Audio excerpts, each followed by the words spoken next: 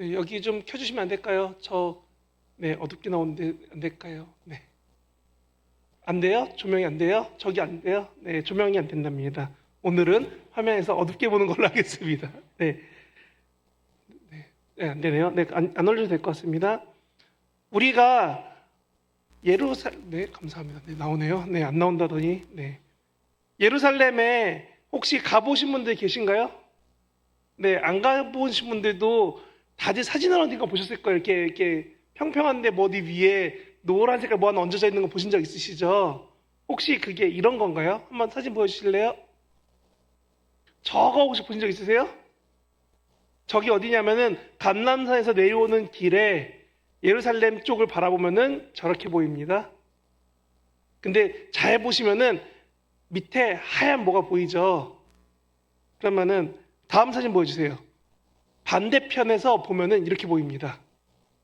저 앞에 보이는 조그만 뭐 건물 같은 거 보이시나요? 나무 사이에 있는 게 겟세만의 기념교회입니다. 그리고 지금 그 골짜기 건너편에서 지금 여기 오늘 본문 나오는 이 감람산을 바라볼 때의 사진입니다. 지금 사진 찍은 거 어느 거냐면은 구글 스트릿뷰라고 해서 우리 로드뷰 같은 겁니다. 보시면 아시겠지만 앞에 다 무덤입니다. 그러면은 잘 생각해 보십시오. 저 앞에 나무 있는 데 말고 하얀 데는 길 아니면 무덤입니다. 그리고 앞 사진 한 번만 다시 보여주세요. 네, 그러면 저 집 있는 데 말고 저 밑에 길들이 있잖아요. 거기 다 뭐가 있을까요? 네, 무덤이 가득한 곳을 오늘 예수님이 내려오십니다. 사실 네, 내려주셔야 됩니다. 사실 감람산 기슭을 잘 보면은 나무 사이에 골짜기 곳곳에 빼곡히 들어선 것들은 뭐냐면 무덤입니다. 유대인들은 에스겔에 나오는 마지막 말씀처럼 하나님의 영이 다시 성전 동편으로 돌아올 때에 그때 우리가 그날에 하나님께서 우리를 살려주실 거다라는 믿음이 있어서 그곳에 무덤을 두기 시작했습니다. 그리고 우리는 이것 때문에 무덤을 둡니다. 사도행전 1장 11절 말씀 보여주실래요? 이렇게 써 있습니다. 예수는 하늘로 가심을 본 그대로 오시리라. 어디에서요? 예루살렘에서요. 그러니까 예루살렘에서 예수님이 올라가셨네요. 그럼 어디로 예수님 오세요? 다시 예루살렘으로. 그러니까 사람들이 그때 가장 빨리 부활하고 싶은지 아니면 가장 먼저 예수님을 맞이하고 싶은지는 모르겠지만 그런 이유로 그 골짜기에 무덤이 참 많습니다. 그래서 사람들이 다니는 길 외에는 사람들이 다니는 길 중간중간에도 무덤이 보일 만큼 무덤이 참 많이 있습니다. 삶의 마지막 자리에조차 자신의 바람이 담긴 믿음으로 선택한 사람들의 이야기가 아까 보여드렸던 로드뷰의 무덤들 사진입니다. 오늘 우리가 묵상하려는 것은 그 풍경 한가운데에 예수님이 지금 걸어 내려오신다는 겁니다. 무덤이 가득한 골짜기 옆에 난 길을 따라서 군중들의 환호를 받으며 호산나 호산나 하는 그 소리를 들으며 나귀를 타고 천천히 예수님이 내려오고 계십니다. 그때 예수님은 어떠셨을까요? 그분은 지금 어디를 바라보시면서 내려오고 계실까요? 그리고 그 마음속에는 무엇이 담겨 있을까요? 예수님이 예루살렘으로 들어가신 길은 단순한 입성 행렬이 아닙니다. 그것은 여리고에서 예루살렘으로 가는 매우 익숙한 순례길이자 유대인들이라면 알 수밖에 없는 길입니다. 저희가 여기 옆에 큰 길 말고 안쪽 길을 오래 사신 분들 다 알고 계시죠? 북가자동도 여기 하천도로 알고 안쪽 길을 더 많이 아시는 것처럼 우리에게 익숙한 것처럼 유대인들에게 익숙한 그 길을 예수님이 걸어 올라오십니다. 그리고 이제 감람산을 지나서 내려오십니다. 그 길에서 예수님이 그 군중들과 함께 계십니다. 근데 예수님은 그 길에 정확한 목적지가 있으셨습니다. 바로 우리를 위해 죽으시는 길입니다. 누가복음 18장 31절에서 33절에 보면은 예수님은 제자들에게 이렇게 예언하셨습니다. 선지자들 통하여 기록된 모든 것이 인자 예수님에게 응하여야 된다. 그리고 어떻게 되냐면 33절에 있는 것처럼 저희가 아는 것처럼 채찍질 당하고 예수님을 죽일 것이나 예수님은 3일 만에 살아나리라. 오늘 본문은 누가복음 19장입니다. 방금 읽은 건 누가복음 18장입니다. 아무리 편집을 했어도 시간상 이게 더 앞에 있는 이야기입니다. 무슨 말씀드리고 싶으냐면 예수님은 벌써 자신이 예루살렘에 도착하면은 무슨 일이 일어날지 정확히 알고 계셨습니다. 그리고 그 알을 가지고 지금 걸어가십니다. 그런데 군중들은 그것을 몰랐습니다. 누군가는 길 위에 자신의 겉옷을 깔았고 누군가는 나뭇가지를 깔고 또한 흔들면서 먼지 한 톨 묻지 않고 편하게 왕으로 장군으로 입성해달라는 그들의 바람을 꺾어서 담아서 소리칩니다. 그러면서 예수님이 오시길 바라고 있죠. 근데 오늘 본문을 다시 보시면 이렇게 쓰여 있습니다. 31절 중간에 이렇게 써 있습니다. 자기들이 본 바 모든 능한 일로 인하여 기뻐하고, 사람들이 지금 예수님이 행하셨던 많은 기적들을 봤기 때문에 기뻐하고 있다라고 말하고 있다는 겁니다. 우리가 그냥 호산나 다윗의 자손이여 호산나 당신이 뭐 하십시오가 아니라 자기들이 본 기적들 때문에 기뻐하고 있다는 겁니다. 예수님이 누구신지는 중요하지 않습니다. 예수님이 행하신 기적들, 병을 낫게 해주고 죽은 자가 살아나고 배고픔이 없어졌던 그런 기적들 때문에 좋아했지, 지금 예수님이 어디로 어떤 걸음을 걷고 있는지는 관심이 없었다는 겁니다. 사실 그 무리가 기뻐하는 이유는 오랫동안 기다렸던 해방의 순간이 곧 올 것 같았기 때문입니다. 로마에 빌붙어서 열심히 자신들의 돈을 가져가던 세리들 때문에 힘들었던 그런 모습들 때문에, 혹은 옛날에 다윗이 되게 잘 살았는데 우리가 지금 못 사는 것 같아, 우리도 다윗처럼 잘 살았으면 좋겠어 라는 그런 모습들 때문에 예수님이 왕이기를, 엄청나게 전쟁을 잘하는 장군이기를 바라면서 소리 높여 외칩니다. 호산나 다윗의 자손이여 라고요. 그 환호 속에 예수님은 걸어가십니다. 아니, 나귀 타고 차곡차곡 내려가십니다. 그 함성 끝에 무엇이 기다리는지는 저도 여기 계신 모든 성도님들도 다 알고 계십니다. 예루살렘 성문 안쪽에 이미 자기를 죽이려고 한 사람들이 기다리고 있다는 것을, 그리고 이 주간에 겟세마네 아까 봤던 예루살렘에 나와서 그 골짜기 다시 나와 기도하시면서 밤새 울부짖었다는 걸 우리는 알고 있습니다. 근데 그 예수님은 그것을 알면서도 그 마음 가운데 지금 감람산에 내려가십니다. 감람산 내리막에서 예루살렘 바라보면 아까 보셨던 것처럼 성 안에 들어가기 전 마지막으로 보이는 것이 예루살렘이 전체적으로 보입니다. 그런데 오늘 본문 다음에 41절부터 이후에 보면은 이렇게 쓰여 있습니다. 가까이 오사 성을 보시고 우시며, 예루살렘 성벽 보면서 울고 계십니다. 그러고 뭐라고 하냐면 노란색으로 평화에 관한 일을 알았더라면 좋았을 것만 하는데 44절에 이렇게 말합니다. 돌 위에 돌도 안 남고 너희가 보살핌 받던 나를 알지 못할 거다. 사실 예수님은 예루살렘 보면서 우셨습니다. 이 눈물의 이유가 지금 예루살렘 보면서 곧 무너질 것을 아셨다는 겁니다. 사실 예수님은 예루살렘 무너지기 전에 돌아가신 걸 우리는 알고 있습니다. 그리고 누가복음은 예루살렘이 무너진 다음에 쓰여진 글입니다. 그러니까 누가복음을 듣고 읽었던 많은 사람들은 그래 예루살렘이 무너졌잖아 는 쉬운 이야기입니다. 근데 예수님이 어떻게 아시고 오셨을까요? 환호하는 군중 한가운데서 예수님은 그들의 오해 한가운데서 그렇게 슬퍼 우셨습니다. 이 장면을 생각할 때 우리는 너무나 예수님이 우리 생각과 같지 않음을 알게 됩니다. 우리는 이런 예수님을 바랍니다.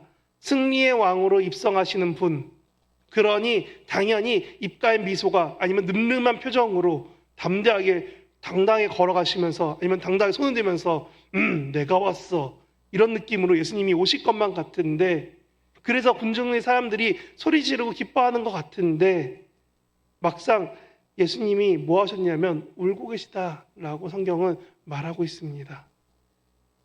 무덤 가득한 골짜기 옆에서 군중의 함성이 울려 퍼지는 그 길 위에서 아까 골짜기 내려오면서 성벽이 보이는 그곳에서 예수님은 우셨습니다.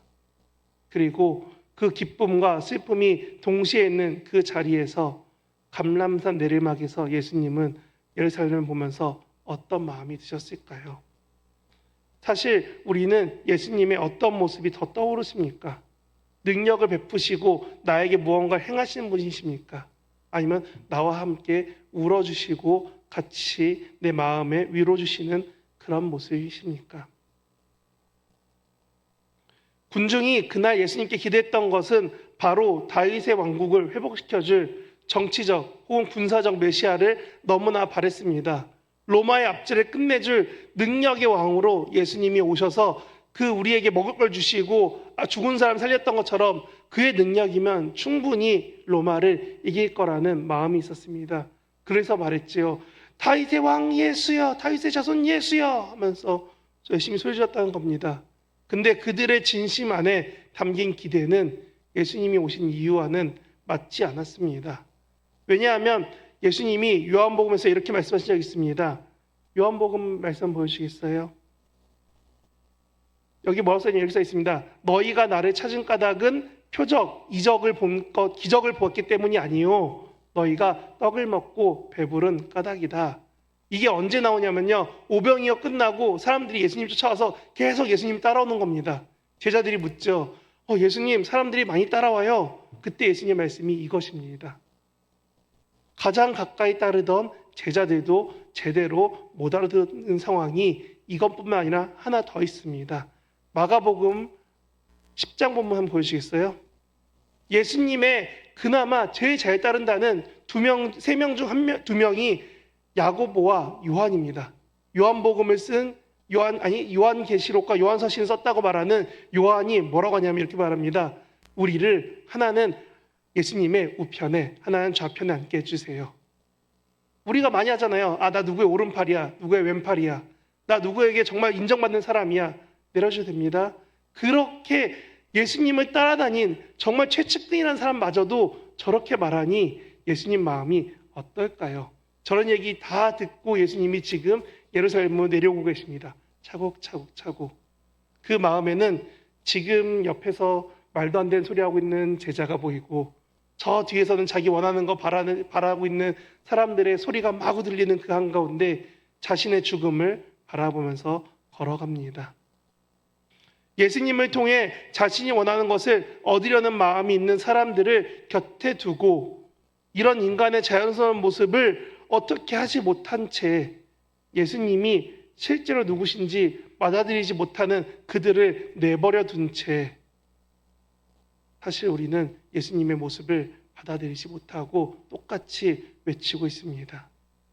우리가 예수님이라는 어떤 존재를 생각하고 바라볼 때 나도 모르게 우리는 내가 만들어낸 예수님을 이미지화해서 섬기고 있다는 겁니다. 그러니 말하지요. 정치적으로 나를 해결해 주시옵소서. 배고픔에서 해결해 주시옵소서. 그렇다면 오늘 우리는 어떻습니까? 우리도 예수님을 향해 소리칩니다. 예수님, 내 삶 안에 오시옵소서. 내 문제를 해결해 주시옵고 내 기도에 응답해 주시옵고 내가 바란 모든 것들을 이루어 주시기를 기도합니다. 기대합니다. 소망합니다. 말하지만 그 자체가 잘못은 아니지만 우리가 원하는 때에 응답이 오지 않으면 우리는 어떻게 반응합니까? 사실 예루살렘 군중들은 일요일에 아니면 토요일에 예수님 오시는 걸 그렇게 즐거웠던 그 사람들은 며칠 뒤에 무엇을 했나요? 다 같이 모여서 한마디 하죠. 예수를 십자가에 못 박으라고 그의 피를 우리에게 돌리라고까지 말합니다. 우리도 기대해서 왜 그러니? 기대해서 어긋날 때에 마음속으로 예수님을 외면하거나 원망할 수밖에 없게 된다는 겁니다. 사실 응답받지 못한 기도 때문에 혹은 하나님이 원하시는 것을 원하는 때에 이루어지지 않아서 실망하고 예수님이 내가 원하는 예수님이 아니라고 원망할 수밖에 없는 것이 우리의 마음입니다. 그래서 그런지 오늘 상황을 보는데 이런 단어가 떠올랐습니다. 웃프다라는 단어가 있습니다. 예전에 TV 예능에서 나와서 유명해진 단어 중 하나입니다. 웃기다와 슬프다를 합쳐서 만든 단어입니다. 웃음과 슬픔이 동시에 밀려오는 상황을 표현하는 단어입니다. 너무 진지하게 받아들여야 되는데 웃어야 될지 울어야 될지 모르는 그런 상황 가운데 있을 때에 그 두 가지 감정이 섞여 나올 때 눈에는 눈물을, 입가에 미소를 하는 게 우프다의 표정입니다. 사실 예수님이 감람산 내리막을 내려오면서 예루살렘과 군중을 바라보면서 예수님 마음이 이 마음이실 것 같습니다. 군중의 환호 속에 기쁨이 있을 것입니다. 길고 긴 구원의 역사가 이제 완성을 향해 가고 있다는 그 기쁨, 하나님의 뜻이 이루어질 거라는 그 기쁨, 하나님이 나를 붙잡으실 거라는 그 소망 가지고 가실 겁니다. 하지만 곧 다가올 그 고난도 아시기 때문에 슬픔도 있습니다. 자신을 향해 손을 들고 소리치는 이들을 사랑하시면서도 그들이 예수님의 진짜 모습을 알지 못한다고 알고 있으면서도 그들에게 조금은 많이 부족한 제자들만 남겨두고 떠나야 한다는 그 무게도 있으십니다. 근데 예수님은 천천히 그 길을 멈추지 않고 내려오셨습니다. 참 하나님이시면서 동시에 참 인간이셨기 때문에 우리는 예수님의 신성과 인성을 동시에 완전히 가지신 분이라는 걸 알기 때문에 하나님으로서 이 모든 것을 이루어야 될 아버지의 뜻을 아셨기 때문에 인간으로서 그 무게가 얼마나 무거운지도 아시기 때문에 겟세마네에서 그렇게 기도한 것입니다. 이 잔을 나에게서 옮겨주옵소서. 인간의 느끼는 그 무게감이 그 구절 하나에 담겨 있는 것입니다. 우리는 이 두 가지를 함께 감당하신 그분이 천천히 내려오는 이 상황을 다시 한번 돌아보기 바랍니다. 왜냐하면 우리는 종종 예수님을 둘 중 하나로만 보려고 합니다. 내 기도를 이루어 주시는 능력 있는 그 전능자 하나님 예수님으로 보고 싶기도 하고, 혹은 내가 너무 아프고 힘들 때 내 슬픔을, 인간된 내 아픔을 아시는 인간적인 예수를 원하기도 합니다. 그러나 성경이 말한 예수님은 이 둘을 온전히 가지신 한 분이십니다. 그분이 흘리신 눈물은 진짜 눈물이었고 그분이 지신 십자가는 진짜 무거웠습니다. 그러면서도 그것을 하나님 계획 안에서 온전히 이루신 분이 바로 예수님이십니다. 어쩌면 우리가 신앙생활에서 지치는 가장 큰 이유는 우리가 원하는 예수님이 언제나 능력 있고 강한 영웅과 같은 그런 분이셔야 되는데 실제 삶에서 만난 예수님은 때때로 우리와 함께 울고 계신 분이기 때문은 아닐까요? 사실 그렇게 울어주시는 분이 진짜 우리의 구원자이십니다. 그래서 우리는 이 종려주일에 무엇을 보고 있는지 생각해 보기 바랍니다. 종려주일이 되면은 교회 교육부서에서 특히 미취학 부서가 더 많은데 이런 걸 합니다. 선생님 한 분이 갑자기 낙이라고 뭔가 갈색깔 뭘 뒤집어 쓰고 와서 엎드려 있습니다. 그러면 애들이 와서 그 등에 타고 막 좋아합니다. 그럼 선생님들이 옆에서 외쳐주죠. 호산나 호산나. 그럼 애들도 따라합니다. 호산나 하면서 따라합니다. 누군가는 그 위에 앉았던 아이는 더 이상 잊지 못할 좋은 기억이 남을 수도 있는 날입니다. 그런데 우리는 이런 종려주일을 어떻게 보내고 있습니까? 사순절이 되어서 십자가의 고난을 열심히 묵상했지만 예루살렘을 바라보시면서 눈물 흘리는 예수님의 마음을 함께 느껴본 적은 얼마나 되십니까?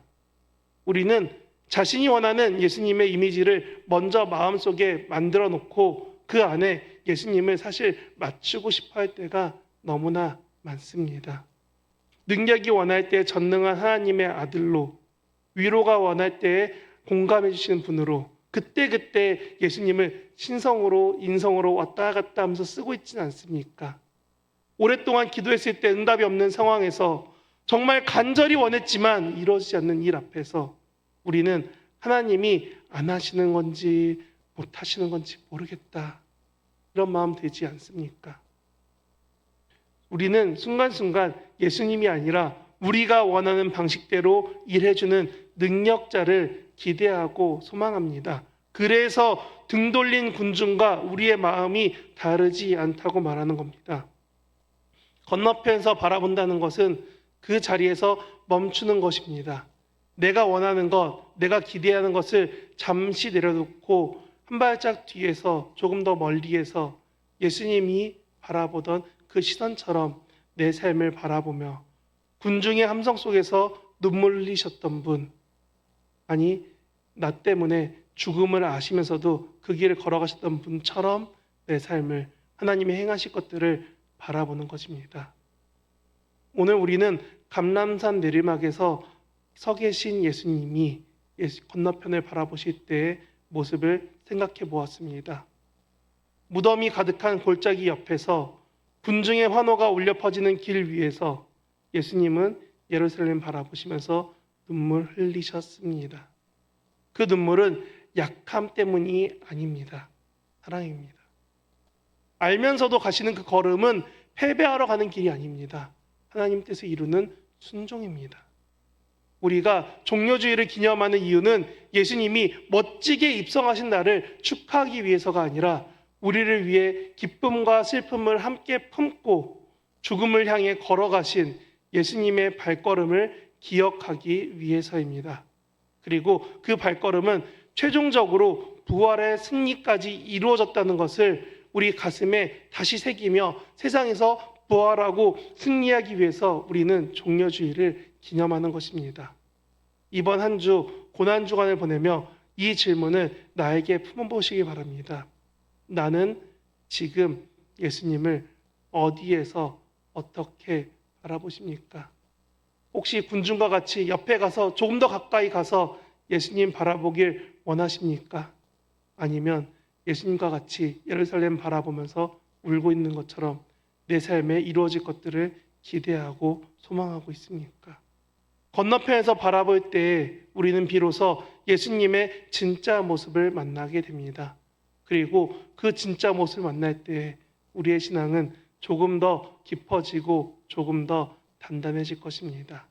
그런 신앙을 가지고 이번 주간도 그리고 세상에서도 살아갈 수 있는 저와 여러분 되시기 바랍니다. 기도하겠습니다.